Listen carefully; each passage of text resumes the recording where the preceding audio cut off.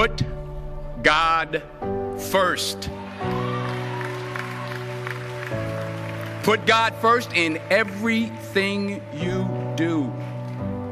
Everything that you think you see in me, everything that I've accomplished, everything that you think I have, and I have a few things, everything that I have is by the grace of God.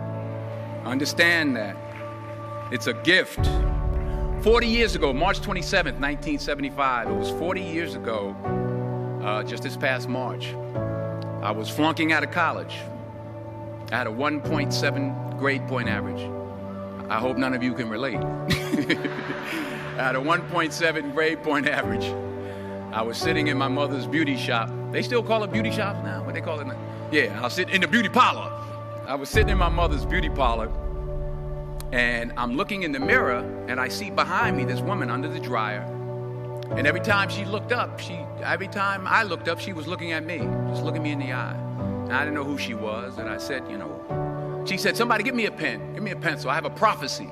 March 27, 1975, she said, boy, you are going to travel the world and speak to millions of people. Now, mind you, I was flunked out of college. I'm thinking about joining the army. I didn't know what I was going to do, and she's telling me I'm going to travel the world and speak to millions of people. Well, I have traveled the world, and I have spoke to millions of people. But that's not the most important thing, the success that I had. The most important thing is that what she taught me and what she told me that day has stayed with me since. I've been protected. I've been directed. I've been corrected. I've kept God in my life, and it's kept me humble. I didn't always stick with him, but he always stuck with me. So stick with him in everything you do. If you think you want to do what you think I've done, then do what I've done and stick with God. Number 2, fail big. That's right. Fail big. Today's the beginning of the rest of your life, and it can be very frightening. It's a new world out there. It's a mean world out there, and you only live once. So do what you feel passionate about. Take chances professionally. Don't be afraid to fail. There's an old IQ test, was 9 dots, and you had to draw 5 lines with a pencil within these 9 dots without lifting the pencil. The only way to do it was to go outside the box. So don't be afraid to go outside the box. Don't be afraid to think outside the box. Don't be afraid to fail big, to dream big. But remember, dreams without goals are just dreams, and they ultimately fuel disappointment. So have dreams, but have goals.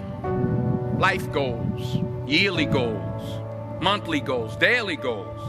I try to give myself a goal every day. Sometimes it's just to not curse somebody out. Simple goals, but have goals.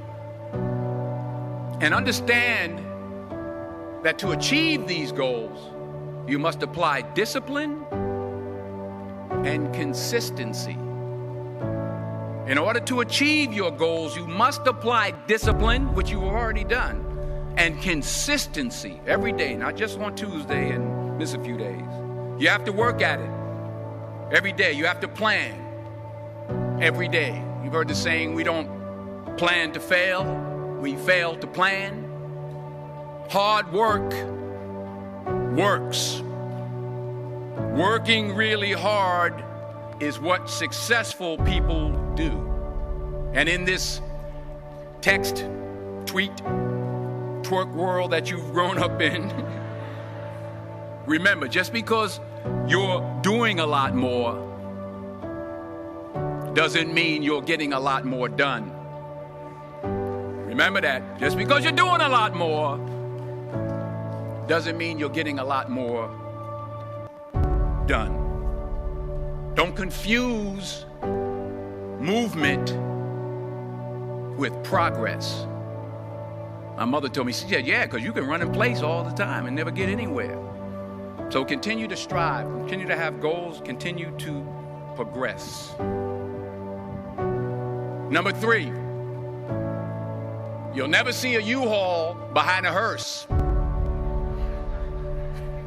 I'll say it again.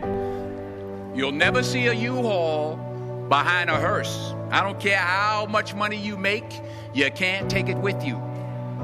And it's not how much you have. It's what you do with what you have. We all have different talents. Some of you will be doctors, some lawyers, some scientists, some educators, some nurses, some teachers. Yeah, okay. Some preachers. The most selfish thing you can do in this world is help someone else. Why is it selfish? Because the gratification, the goodness that comes to you, the good feeling that I get from helping others, nothing's better than that.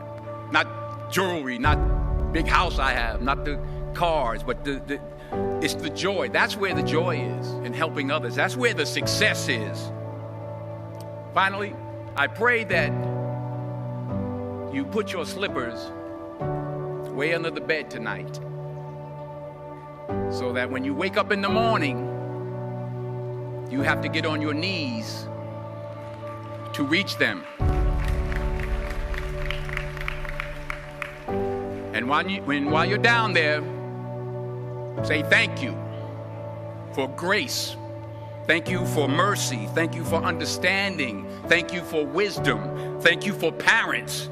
Thank you for love. Thank you for kindness. Thank you for humility. Thank you for peace. Thank you for prosperity. Say thank you in advance for what's already yours. That's how I live my life. That's why I am. One of the reasons why I am today.